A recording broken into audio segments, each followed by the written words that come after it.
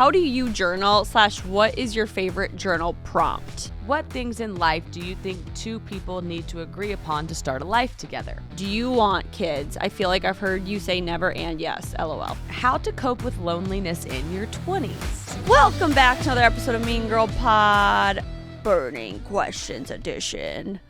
Dun, dun, dun. We did this back at the beginning of...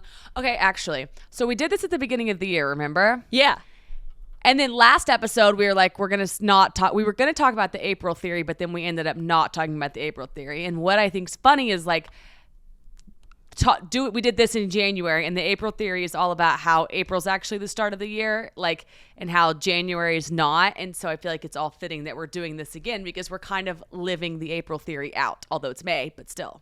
I do totally agree with that because I feel like I can't exactly remember what happened last April, but I feel like April is such a monumental moment in our lives. Like, you became a homeowner, like so much happens, and like that will set you for the rest of the year. Like now your life, I feel like you can relax and it like begins, you know? Yeah, and I feel like the new year fairy dust wears off, and it's like, and I think people are naturally happier in April because the weather is lifting, and I know that there's real ties to that, right? Like the cortisol just spikes whenever it's sunny outside. And so I think all of it makes sense that like all these goals you set for January, you kind of like reap the benefits in April, and then we're off to the races. Also, don't you kind of feel like the pressure starts to fall, like get relieved in April? Like I feel like for me, I put so much pressure on myself to have like the perfect January, February, March, and then I'm like, when April rolls around, I'm like, let's just do things how we want to do it. Yeah, and you have a lot to look forward to because the summer is just so happy. So yeah, I like the April theory, but I like that we're doing this right now because it's very new year, but not. Me too. So we have a personal bucket and an advice bucket. Should we do like one and then one and then one and one? Probably. Yes. Okay. So should we start with personal? Yeah, let's do it. You want to read one and then why don't you read the personal ones and I'll read the advice ones, and then we'll always just do it like that. Okay, perfect. Okay, so personal question number 1. Can y'all talk about going to therapy and what made you want to start going? Do you still go even if there's nothing major going on in your life? Do you remember the pivotal moment when you started going to therapy? I don't even remember how long you've been in therapy. I feel like it's been a long time. Oh my gosh, it was when I first moved away from Oklahoma, and the reason I started going... Oh, yes. And I think this is very important. It was because my friend Katie Beach went. And she talked about therapy and the best, like, happiest light, just how it helps you become in touch with yourself. And I always had this, like, negative stigma with therapy. And it was always like, you're in therapy if you have a problem. But to her, it was just like a way to make yourself better. And I was like, I want to do that. And so I started going to therapy whenever I lived out in Orange County. My first therapist was named Vanessa, and she was the best first therapist on the planet because she was so not intense or intrusive. And I looked forward to my sessions. She made therapy wonderful. And so, yes, I do know what first started making me go was, I think people in proximity to you, if they talk about therapy in a positive light, it makes you, as with anything, like fitness even, it makes you want to do it. What about you?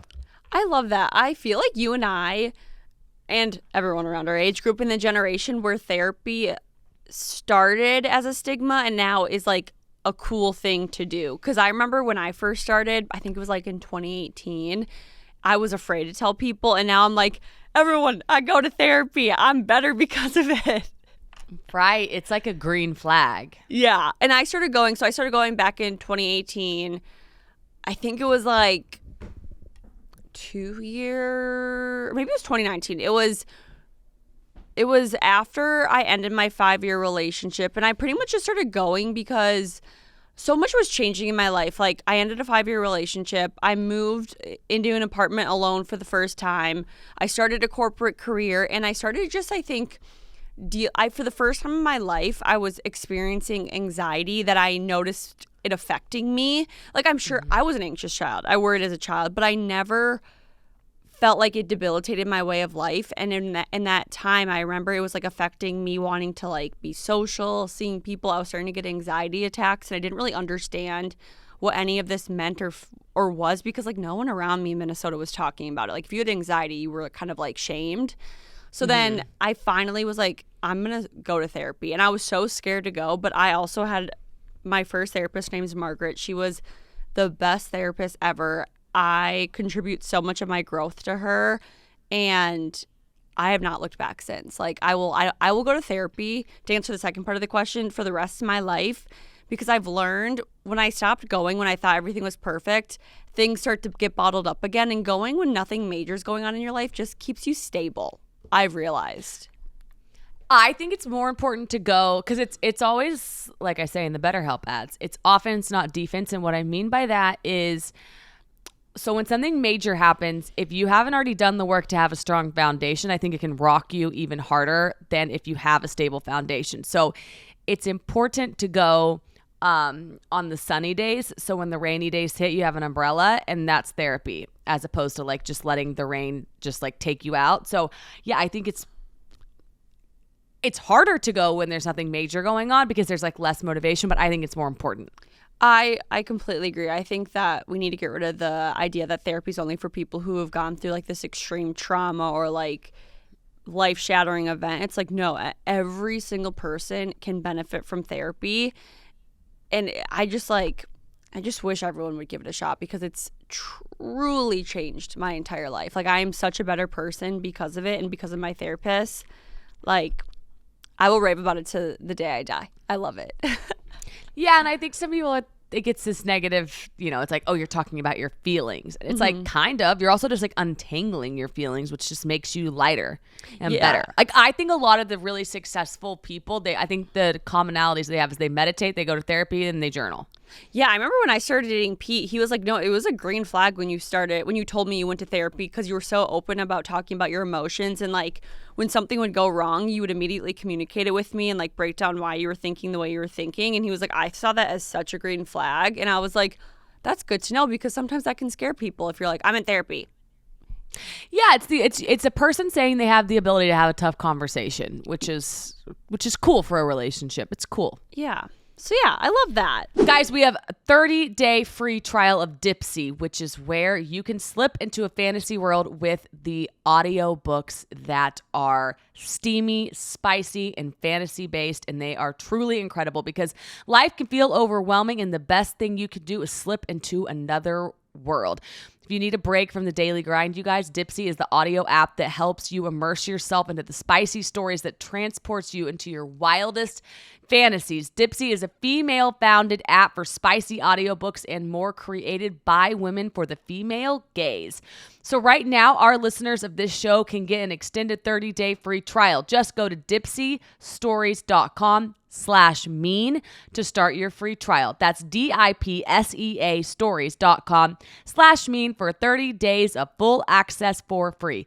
Visit dipseastories.com/mean. Okay, first advice question. How to cope with loneliness in your 20s?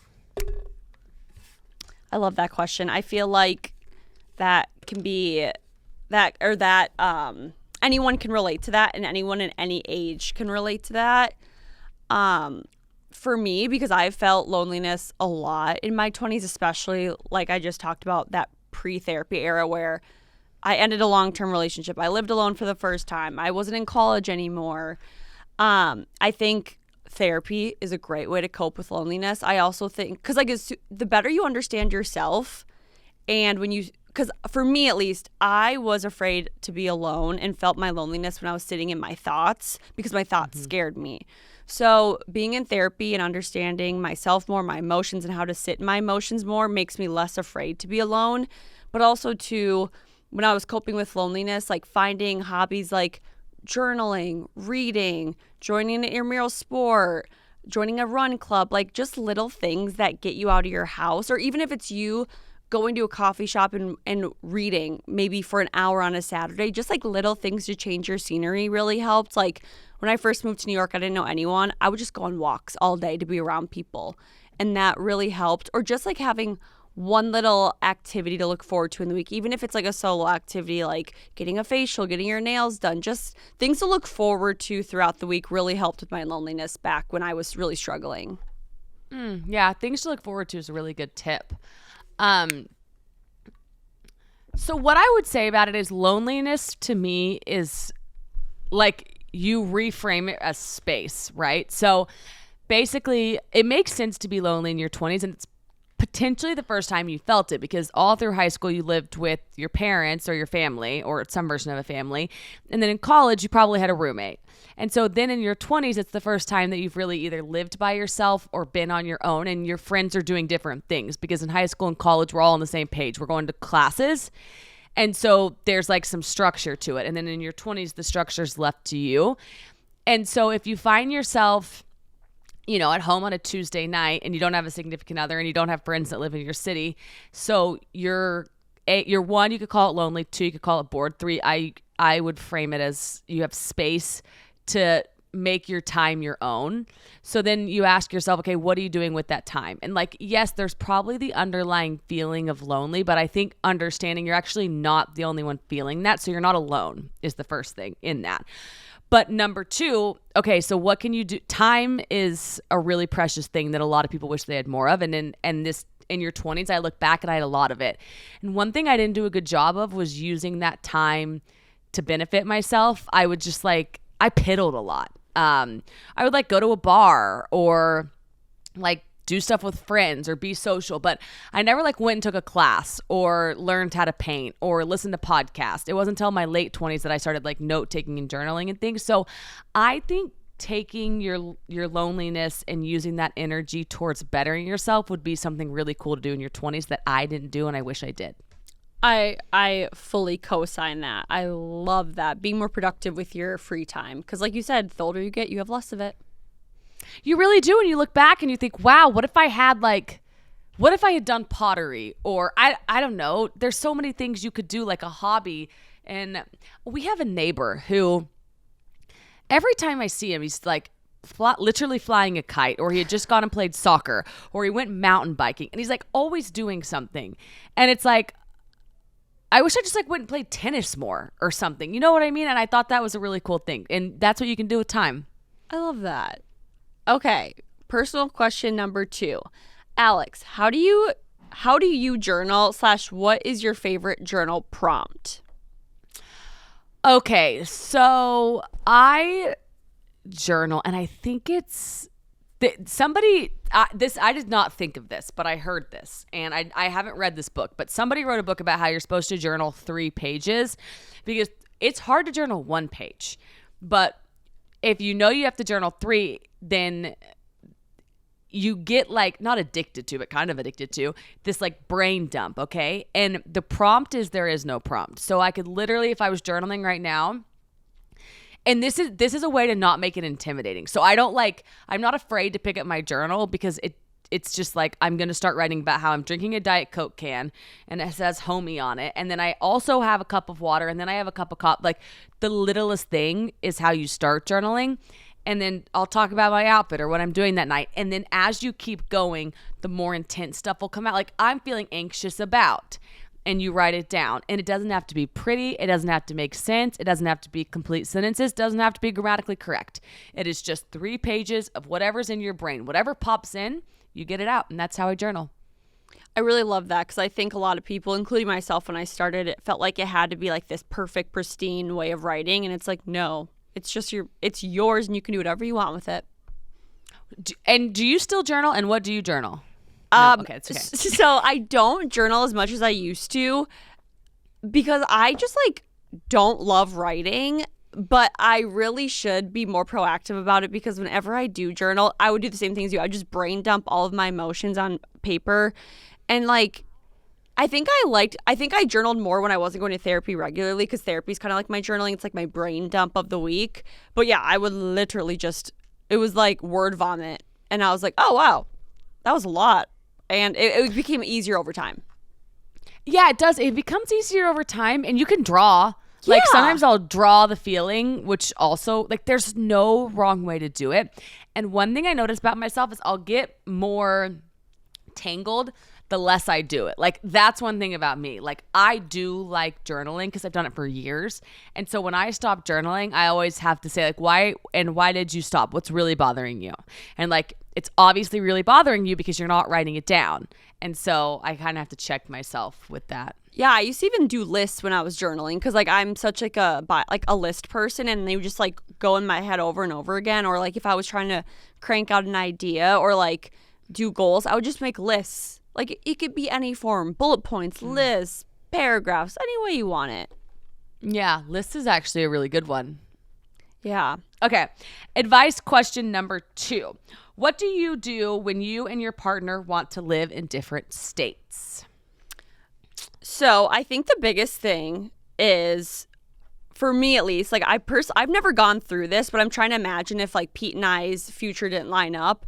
I would think like, okay, from these 2 states, what about those states makes us want to live there? Like, is our family in one state?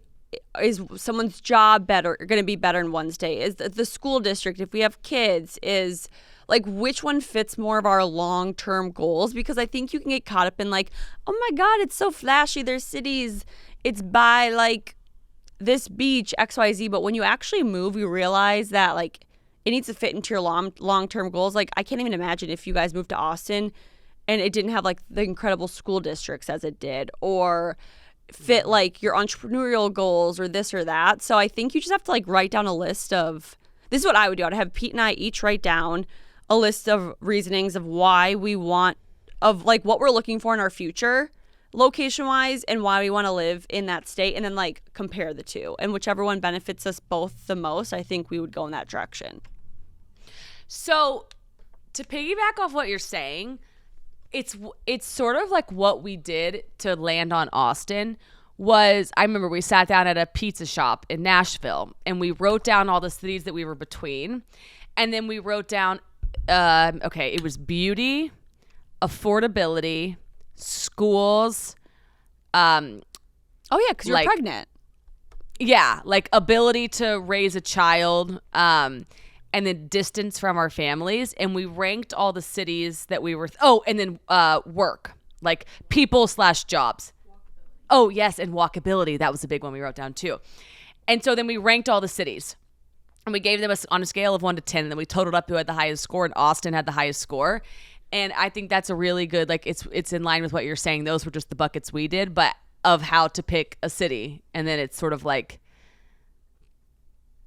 one thing that you're saying though that's good for this question is like you both do it and then you join together, whereas the way we did it was because we didn't want to live in different cities. We just didn't know which city we wanted to live in. Yeah. So we did the exercise together, but it gave us the answer. Yeah, because I just think like when you're thinking of a different state, it's like, okay, hopefully you see a long-term life or future there, because I don't know about you, but the next state I move to, I want to stay there for the foreseeable future, because not only is it hard to move, but like you have to restart your whole entire life, and like I don't want to do that multiple times.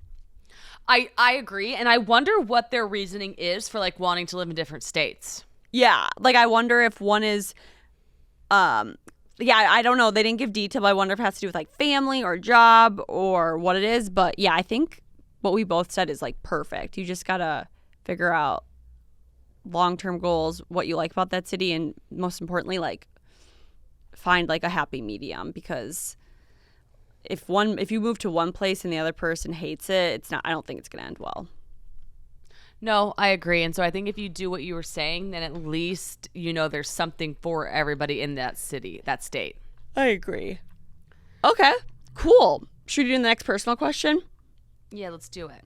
How important is physical attraction in a healthy relationship? Do you think it's more important than emotional attraction? Guys, once the temperatures start rising, it's time to give up the old same worn out tank top, shorts routine, everything. Enter Quince. And you guys know we love their elevated styles. We love their elevated linen shorts, the washable silk, the luxe swimwear, all for an affordable price, you guys, but we don't compromise on the quality. And how are they able to do that? Because they partner direct with factories. They cut out the middleman, and they're able to pass along discounts to you and I, and we get to have the same beautiful quality as all the expensive stuff. So you guys, Treat your closet to a little summer glow up with Quince. Go to quince.com/mean for free shipping on your order and 365-day returns. That's QUINCE.com/mean to get free shipping and 365-day returns. Quince.com/mean. And can I say, definitely don't sleep on the European linen shorts and the dresses because they are from $30 and they are truly incredible and so cute. I think Ed Milet said this, and I think I heard it 2 years ago when he said it, but somebody asked him the key to a successful relationship for him. And he had 2 other reasons, but his third reason was stay attracted to the person.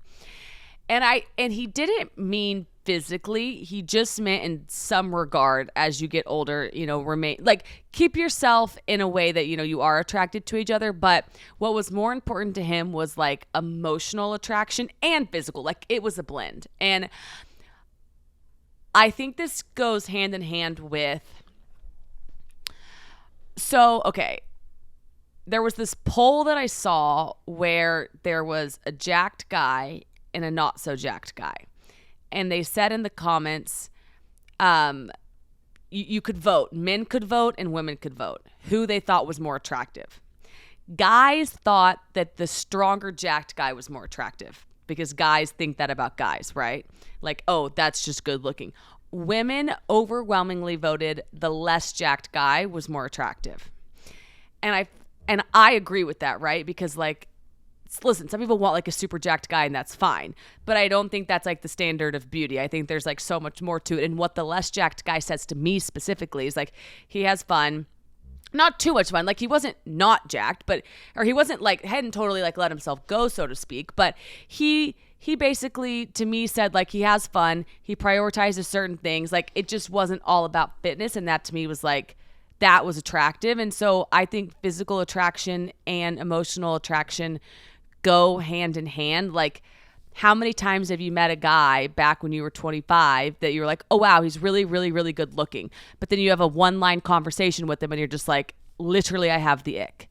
Whereas today it's like the way that they carry themselves, the way they handle things, the way they, for me, it's like the way Harrison just like does the whole household situation and like takes care of Tate and I. That's the most attractive thing to me.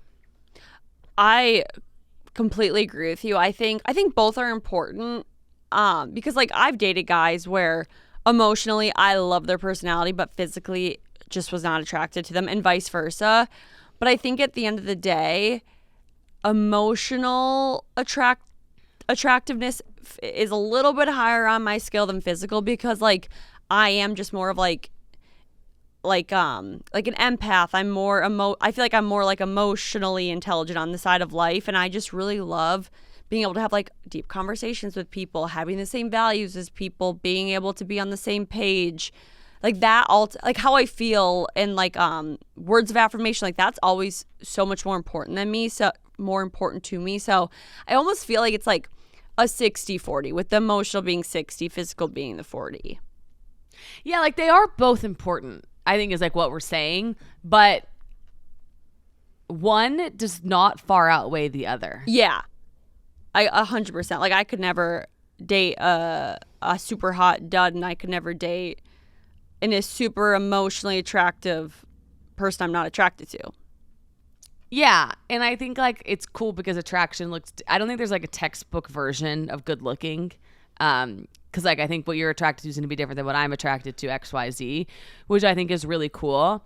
But it's cool when you find like the blend that you're like, I'm emotionally and physically attracted to that person, and that's like that's the beauty. But I think to answer this question, like how important is physical attraction? It's important. And then do you think it's more important than emotional attraction? No, I think emotional. Agree. I completely agree. Fascinating though. Good question. Okay. Advice question number 3. What things in life do you think 2 people need to agree upon to start a life together? Okay, I loved this question when we received it because I feel like we've like touched on this here and there, but if I was just going to put like a pretty little bow on it, I feel like the biggest things would be your values, like what you value in life, and like, and how you want to live your life. Like, are you going to be someone who values finances the most, family the most, work the most? Like, I really think those things need to line up. I also think too, obviously, like, do you guys want kids? Do you want marriage? Like, you have to be on board with the same type of life you want to live.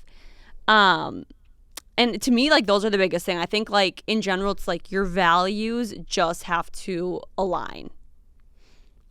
I think that's just like so nail on the head. And what I'll add to it, because values would be, if I had 3 things, I would say values 1. Number 2, I would say communication styles. Yeah.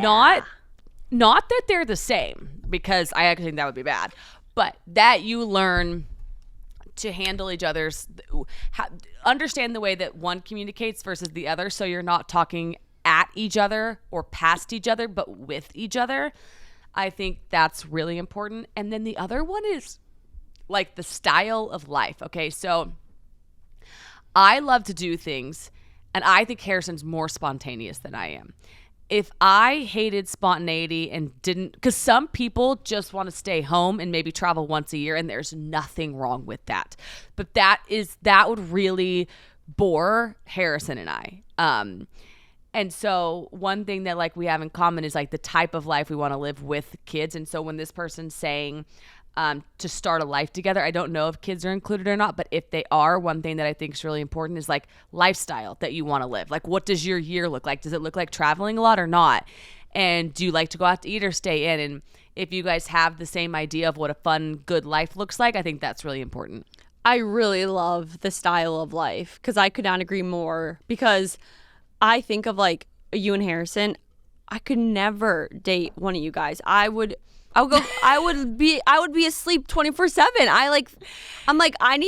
But you would be bored out of your mind dating me. Like, you'd be like, can we do something? And I'd be like, no, I want to watch TV all day and lay in bed and read. Like, yeah, like, and you're happy doing that. Like, it's so important to know what you're signing up for. Yeah, like Pete and I love being homebodies and going out once a week. And if Pete was a wild child who liked to party all night or go to clubs, I'd be like, no. Absolutely no. No, that would be horrible.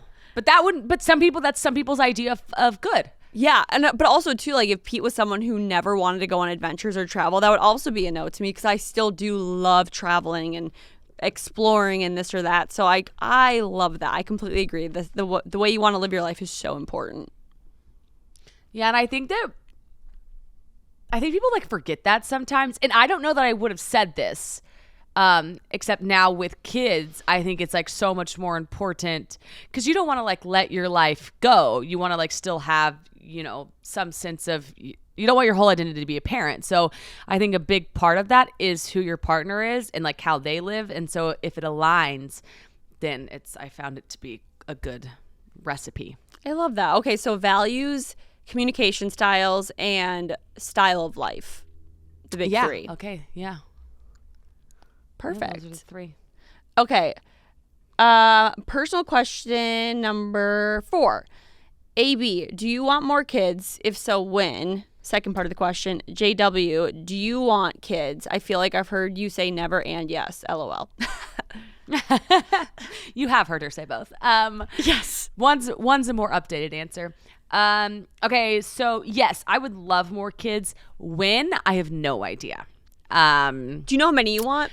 If you could pick. Well, I've always said 3 or 4, but then I've recently realized like you can't make that claim until you have 2, because I think the jump from 1 to 2 is big. So I'll answer. I don't know what I don't know, so I'm not sure. But traditionally, it was always like 3 or 4, but no idea when I'll like feel ready. And now I want to wait till I have 2 to see how many I really want.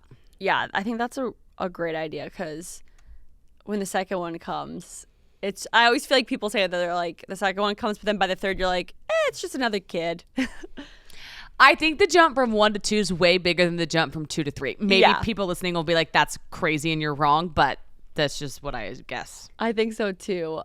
For me, yes, I want kids. But yes, I also used to say I never want kids. I've talked about this a lot. There was a very pivotal moment.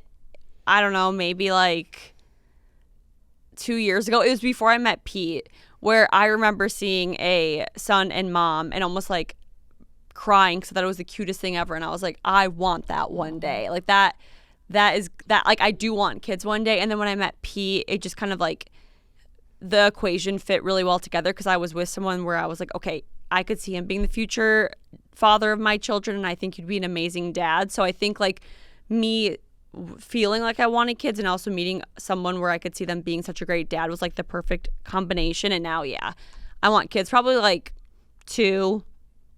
I don't think I would ever want just 1 because I would feel bad. Like, are you lonely? But no more than 2 because I don't think I could handle more than 2.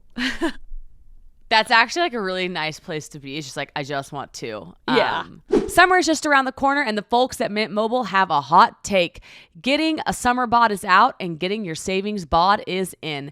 This spring and summer, we want skimpy wireless bills and fat wallets. And with premium wireless plans for just $15 a month, you can have both without breaking a sweat or the bank, you guys. Say bye-bye to your overpriced wireless plans and jaw-dropping monthly bills and unexpected overages. Mint Mobile is here to rescue you, which we all need because we're all getting off the parents' plans and we're stepping in to our own, and that's where Mint Mobile comes in, you guys. This year, skip breaking a sweat and breaking the bank. Get your summer savings and shop premium wireless plans at mintmobile.com/mean. That's mintmobile.com/mean. Upfront payment for $45 for 3 months. 5 gigabyte plan required, equivalent to $15 a month. New customer offer for the first 3 months only. Then full price plan options available. Taxes and fees extra. See Mint Mobile for details. I remember when you saw that, Mom, and that's so funny because it's funny because I always forget sometimes people can update their opinions. Like, you can say no, and then you can literally one day just change your mind to yes. And I think you meeting Pete was a big part of that, because when you don't know who you're doing it with, like, it's very hard to see having kids. Yes, 1,000%. I also know too, though, like if Pete and I never had kids, it wouldn't like break me into a million pieces. Where like I know some people like that is something they want more than anything, and I do want it, but like it wouldn't destroy me if it didn't happen at the same time. It's interesting. But does he want kids? Has he always wanted kids? Yeah, he wants kids. Okay. And does he like the 2 number? Yeah, I think so. I think we're both pretty much on board with the 2, mainly because we just see how expensive children are. Yeah. It's so funny. Sure are. But yeah, when you meet the right person, it's just the excitement you feel of eventually seeing them be like a dad and a father and like a husband with a kid. I don't know. It's just like it excites me. Yeah, I think that's and there's no, my hairdresser in New York told me this. She was like, you can't explain that feeling. You just know it when you feel it. And I thought that's very true. Yes. And just know that your opinion can change, and if it changes one way or the other, it's okay. Yeah. Actually, it's so funny too. Yeah, because you could always have wanted kids and then one day said, okay, you know what? It's not for me. And I think, well, there's like definitely no right or wrong way. But I think realizing you have the right to update it is really cool. Yes, I love that. Realizing you have the option and the right to update any opinion you have in life. Yeah, right to change. Love that. Okay, advice question number 4. Best tips for long distance relationships and how to stay connected even when apart. Okay. So I've never been in a long distance relationship. I low-key am kind of against them unless you see an end date very close in sight. I don't find, if I was dating someone who never saw an end date of us being in the same state and sight, it just wouldn't work for me. I'm an anxious mess with that. Like it would hurt me. But I think tips on, I guess, how I stay connected with my friends is make sure you do like I would say like don't text every day, but make sure you have like meaningful conversations every day. Maybe that's like a quick call on the way home from work or FaceTiming. Because like I don't know about you, but like if I texted my long distance boyfriend every day, I would go crazy. Yeah, one thing I think is cool is like we have the beauty to FaceTime now, which is unbelievable to think that we didn't have that 10 years ago. Like FaceTiming is it's just like inherent to us. But one thing that I think is really good is like always having the next trip on the books or the next time you see them. So when you leave one, you say, okay, but I'm looking forward to 6 weeks from now when I come back and see you. And the other thing I think is probably a good idea is like don't just plan weekend trips because those are not real life trips. Like plan Monday, Tuesday, Wednesday where you like go to the grocery store, you stay, you cook, you like do real life things. And I think on the weekends too, it's distracting because you want to be social sometimes. And so, yeah, I would say have the next trip planned and plan a weekday trip if you can, job willing. Yeah, I remember you saying that a long time ago. You were like, make sure, I think we did like a long distance episode, and you were like, make sure you do the mundane things together so you can understand what a relationship is like together. So like go grocery shopping, go hang out at home, but also make sure you're doing like the date nights and fun relationship things, because the last thing you want to do is like visit each other and just, since you only want to spend time together, you just stay in all weekend. Like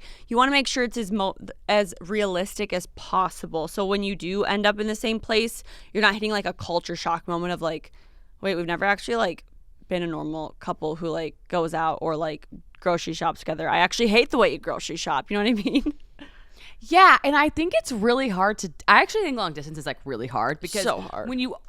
When you are together, it's somebody's visiting somebody, and so you're never doing real life things. You're never like waking up, going to work, separating, then finding each other again, and separating, and like, you know, you walk out the door and you go record, or you go to a workout class or something, and then like you come back home, and then like you're living real life, and so you know what it's like to coexist together. Where I feel like in a long distance relationship, it's very highlight reel. It's very best foot forward for a finite amount of time, which isn't like the real picture. So I think it's hard.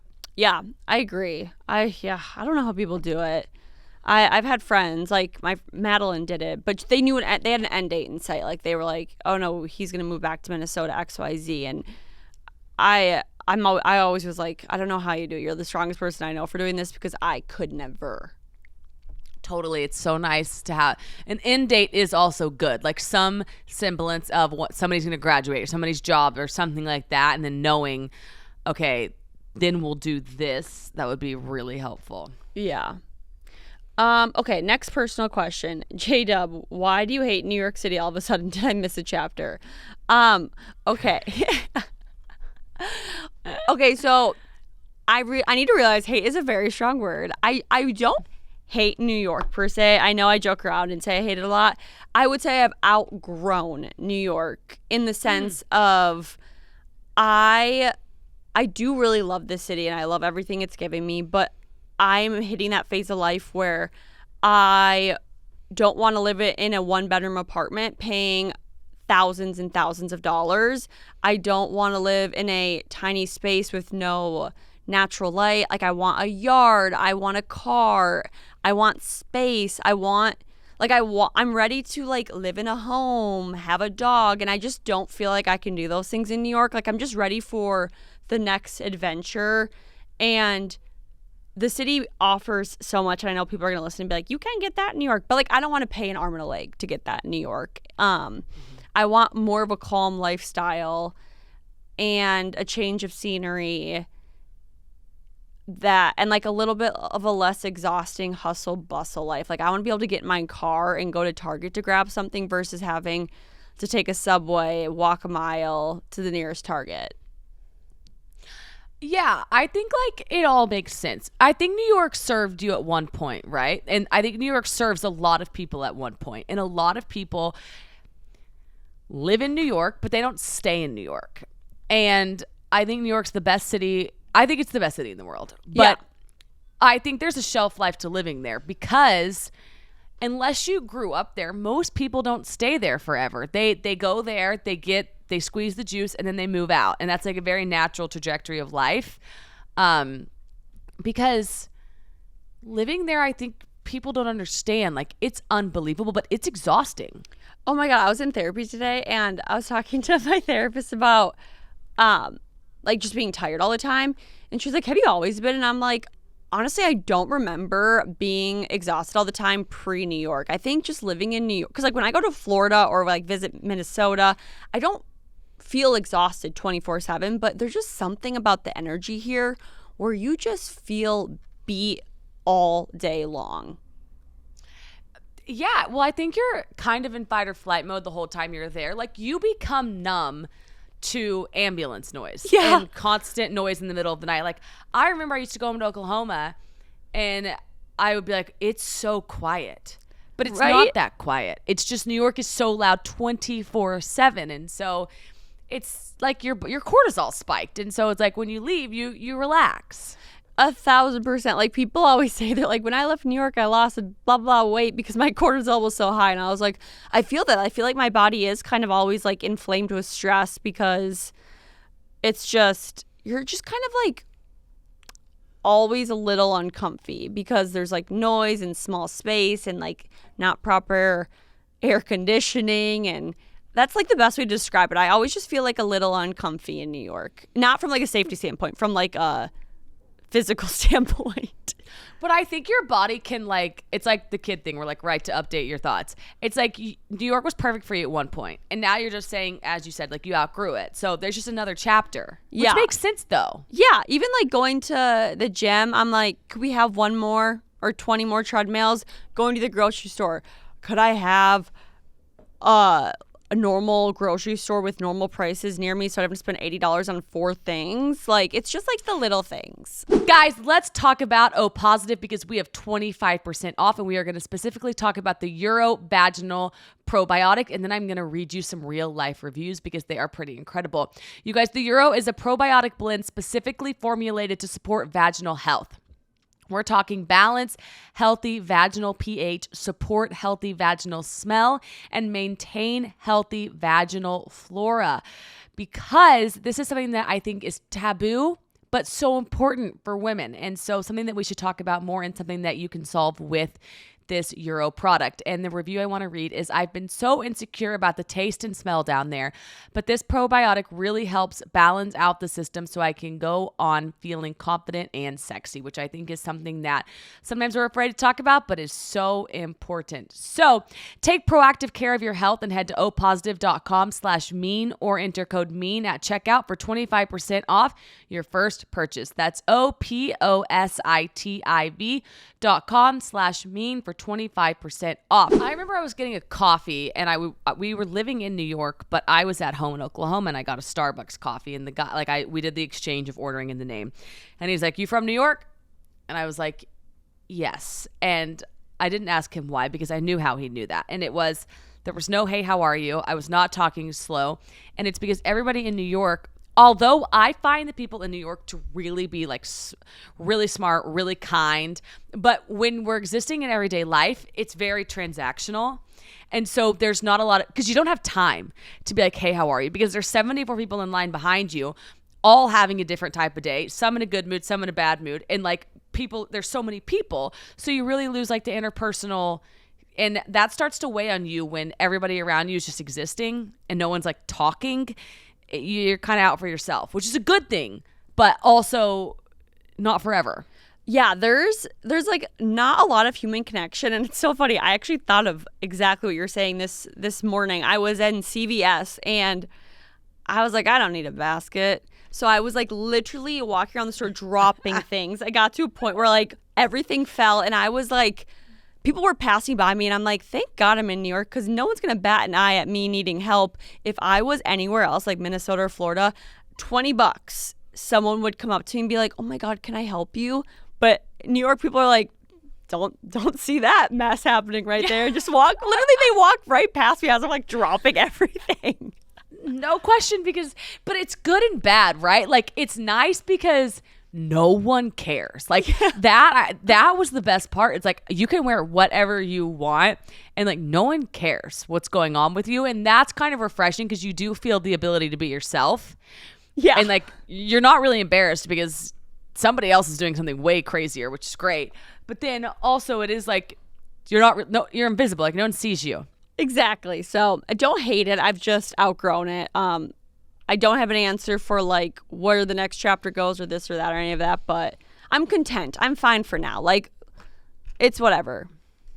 I'm positive. Yeah, I think you're enjoying it. Yeah, like you're I like it, okay? You're like enjoying it right now for what it's worth. Exactly. Okay. Personal question, because okay. So the last personal question is, AB, now that you bought a house in Austin, will you stay there long term? I definitely think we'll be here for the foreseeable future. Yes. The point when we bought this house was like it's not for like 1 to 3 years. This is like at a minimum 5-year house. And actually, now that we've landed in our house, we could be here far, far, far longer because we have the ability to grow into it. So, yeah, I mean, we look at schools here all the time, like middle school, high school. So we absolutely love it. And, yeah, I think that we will be here for a very long time. Always a right to update that, because you never know. But for now, yes, very much so. Plan to be here long term. I love that. Does it just feel like you have a weight off your shoulders now that you own the house? You're going to be here for a decent amount of time. No, like, yes. It's just like for the first time in 5-6 years, I feel like settled. Oh, a dream. I know. I know. But it was just like, you're just like, okay, this is where, and you get this, like I was always renting. And so now to be like, this is, where I'm going to be for a really long time. It's a cool feeling that I didn't see coming anytime soon, but yet here I am. I love that. All right. Okay. So now we're going to do our listener question, right? No. So we're going to do the last burning listener submission with Cleveland, which is, what do you do when you aren't feeling confident? And then we'll end with our listener question. Got it. Okay. So you guys, important announcement. Happy Gut Health Awareness Month. This week, our Burning Questions episode it's been amazing. And we're so excited that our friends at Cleveland Kitchen wanted to sponsor our last burning listener submission. Cleveland Kitchen makes fresh, flavorful, gut-healthy foods like kraut, kimchi, and pickles that are naturally fermented and taste absolutely delicious. And I'll tell you this, J-Dub, since we're doing burning questions right now, the spicy kimchi pickles, they have been my absolute favorite. And the best part is, you just have to have 2 forkfuls a day of the Cleveland Kitchen fermented foods to provide your daily dose of probiotics, promoting better digestion and overall gut health. Yum. That actually sounds so delicious. I love their pickles. They are so good. I eat them all the time as snacks, and they're just like the perfect gut healthy snack that makes my tummy feel good. Yeah, they're good for spring and summer. Like, I feel like we're trending towards this. Julie was eating them yesterday on that meeting. Remember, I grabbed it and I smelled it and I was like, yum. Yes. And I can taste the crunch too, like the fresh, crunchy, and full of flavor. They're easy to use, you guys, that you can put them in your routine so quickly because they're in these packs. And so you just rip open the top, get in there, and you eat them. And they are available in the produce section of most grocery stores and through Instacart. And Cleveland Kitchen makes gut healthy easy to maintain, even on your busiest days. Okay, and here's the best part. So, want to make gut health easy and delicious? Find Cleveland Kitchen's fresh fermented foods in the refrigerated section. I already said this at your local grocery store, but I'm telling you twice. So for our listeners, you guys can get $4 off. Head over to clevelandkitchen.com/podcast. That's CLEVELAND kitchen, KITCHEN.com/podcast for $4 off. Woohoo! And now for our last burning question. It is, what do you do when you aren't feeling confident? Well, do you know actually what I think is the best thing I've ever done when I wasn't feeling confident is to close your eyes, set a timer for 10 minutes, visualize a scenario where you have confidence. So like, let's say you're going to a happy hour with girls, but you don't know any of them.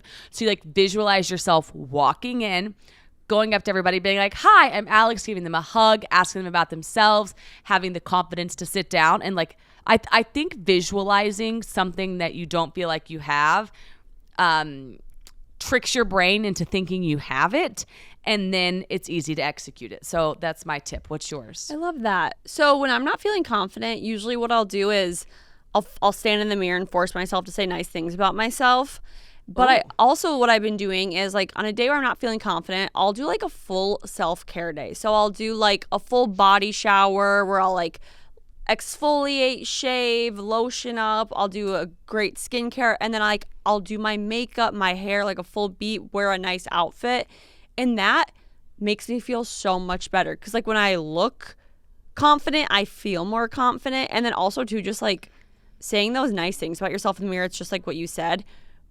Like you'll trick your brain into believing it. And eventually like what you say will be exactly how you feel. And you just got to be so repetitive about the nice things you say about yourself. It is crazy how if we sit there and we're like, I'm nervous, like you just get more nervous as opposed to being, you can do it. You look beautiful today. Like you have a great smile. You're going to go talk to everybody in that room. And it's just like, just even the littlest things like that can rewire just the little neurons. Even like changing your posture. Like I slouch a lot, but like if I roll my shoulders back and just like look more confident, it like, it's crazy how all the little things just like start to put it together and help. Yeah, I agree. I love that. Okay, I think, those were really good answers. Listener question? Yes. Okay, listener question. I just ended my long-term relationship and I need some girl talk on how to start over. I'm feeling behind and nervous about the whole process of starting fresh. I'm sad but also excited to find myself again and give myself all the love I lacked for so long. But how did you find independence and strength after being so codependent for so long? Okay, I love this question so much because I think most everyone who's been in a long-term relationship can relate. And I feel like the best way for like what I did was like you have to look at it as like a new opportunity to live a life that you've always wanted to live. So like you have to see it as almost like an opportunity and find excitement in it. So I would say start finding classes you want to go to different workout classes, join clubs, do hobbies, call a friend that you haven't seen in a really long time. Spend time with your family that you maybe never got to spend time with because you were in more of a codependent relationship. Just doing little things to kind of rebuild your own life from ground up helps so much. And before you know it, you'll realize you're living the life that you've always wanted versus the life that someone else wanted for you. And I know it sounds way easier like said than done, but just like implementing little things that you truly want out of life every day, I think will like drastically change how you feel. I think that's cool that you said you'll realize that you're living the life you want instead of the life somebody else wanted, which is actually cool how you said it. You were like, okay, now you have the ability to, which is very freeing. Like I'm excited for this person. Same. I like the angle that you took there. And it's like now you have a blank slate every day when you wake up. You can do what serves you. And you never know where that'll end you. Because I'm sure ideally the goal here is that you end up in another relationship one day. Not now. Because I think you need some you time. But the more you put one foot in front of the other and it's your idea in your direction, I think your next partner will be one like the universe will reward you because you put in so much time now for yourself.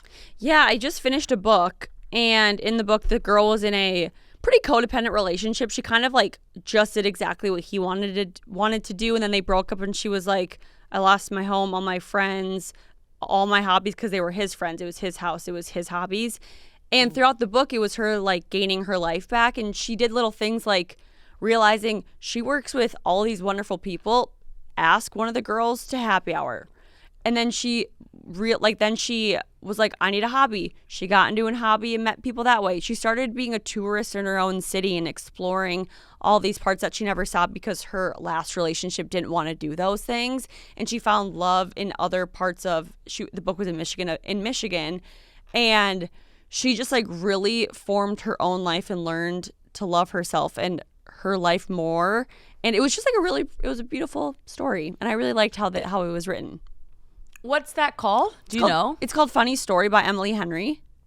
Okay, maybe she can listen to this and it could be like a biopic of her life. Is that the word? Yeah, it was actually like a really well-written story about a girl. I mean, I think she was in her 30s, but like finding herself and reinventing and rewriting her life because she was in a relationship where they were truly doing everything he wanted to do for so long that she lost so much in it. Oh, you've reminded me of something else okay, so whenever I got divorced, I felt like this, right? Like you're starting over. And one advice somebody gave me. I love how you said, sorry. I love how you said, whenever I got divorced. I was like, you got divorced multiple times? What? Like the book that you're talking about is fiction, I assume? Yeah. One thing that I loved that somebody told me to do was like find people that also have been divorced but ended up like where you want to be. Remember I told you this before, like follow them, and like that can teach you that it's possible. Like the life you want is possible. It's out there. And so I think that also could be something really important for her. 1,000%. One of the good friends she befriended in the book was a recent divorcee who felt the same. Like she didn't really have a life outside of her child, and they became like the best of friends. And it was like a very good story. It made me happy. I think that this girl should read the book. I think that's a big one. Yes. Funny Story by Emily Henry. I'm sure you've heard of it. She's like one of the most popular authors right now for fiction, romance, like contemporary romance. So 10/10 recommend. There we go. Okay, cool. Okay, awesome. Also, sorry, probably should have said this at the beginning, but if you're listening, we did record this a week in advance. So next week, I'll give you a little lowdown on Hawaii and life and everything else. I cannot wait to hear about Hawaii because, yeah, it will be. I just know that it's going to be unbelievable. So we'll get the lowdown on Hawaii. We'll also have watched the documentary on our girl, Natalia Grace, and we'll talk about that. Oh, I'm so excited. Okay, anything else you want to add before we exit the building?